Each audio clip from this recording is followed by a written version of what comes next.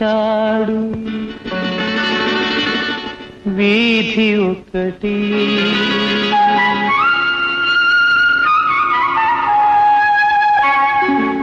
దేవుడే ఇచ్చాడు వీధి ఒకటి, ఇక ఊరేల సొంత ఇల్లేనా, ఇక ఊరేల సొంత ఇల్లేల ఓ చెల్లేనా.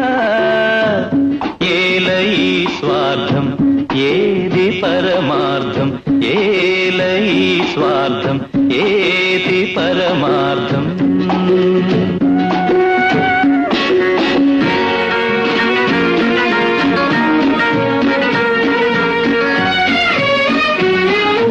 నన్నడిగి తల్లిదండ్రి కన్నాడు